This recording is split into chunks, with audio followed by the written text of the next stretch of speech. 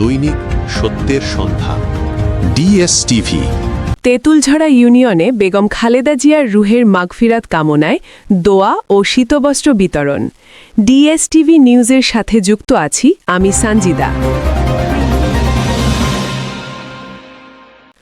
সাভারের তেঁতুলঝড়া ইউনিয়নের ৬ নং ওয়ার্ড যাদুরচর এলাকায় বিএনপির চেয়ারপারসন ও সাবেক ৩ বারের প্রধানমন্ত্রী দেশনেত্রী বেগম খালেদা জিয়ার রুহের মাগফিরাত কামনায় বিশেষ দোয়া মাহফিল ও শীতার্ত মানুষের মাঝে শীতবস্ত্র বিতরণ কর্মসূচি অনুষ্ঠিত হয়েছে। এই মানবিক কর্মসূচির আয়োজন করেন সমাজসেবক ও বিএনপি নেতা মোহাম্মদ ফারুক হোসেন। স্থানীয় যাদুরচর এলাকায় আয়োজিত এ কর্মসূচিতে শতাধিক শীতার্ত অসহায় মানুষের হাতে কম্বল ও শীতবস্ত্র তুলে দেওয়া হয়। অনুষ্ঠানে প্রধান অতিথি হিসেবে উপস্থিত ছিলেন সাভার উপজেলা বিএনপির সাবেক সভাপতি ও তেঁতুলঝড়া ইউনিয়ন পরিষদের সাবেক চেয়ারম্যান হাজী জামাল উদ্দিন সরকার। এবং বিতরণ হল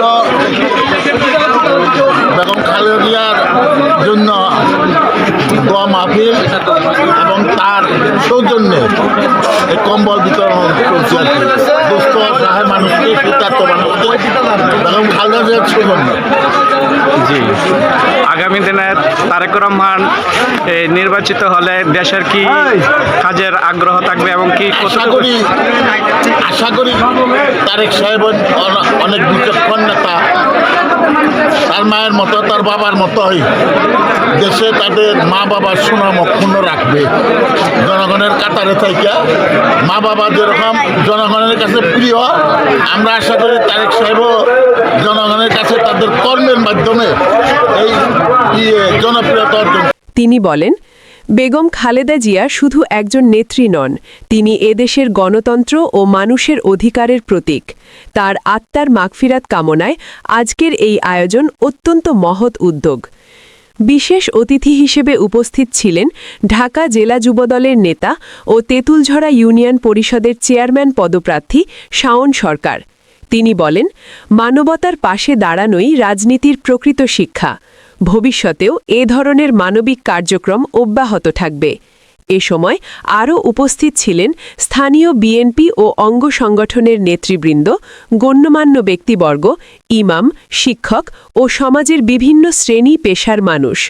দোয়া মাহফিলে বেগম খালেদা জিয়ার রুহের মাগফিরাত, দেশের শান্তি, সমৃদ্ধি ও গণতন্ত্র পুনরুদ্ধারের জন্য বিশেষ মোনাজাত করা হয়। শীতবস্ত্র পেয়ে উপকৃত মানুষরা আয়োজকদের প্রতি কৃতজ্ঞতা প্রকাশ করেন এবং বলেন, এই শীতের মধ্যে এমন সহায়তা তাদের জন্য অনেক বড় উপকার।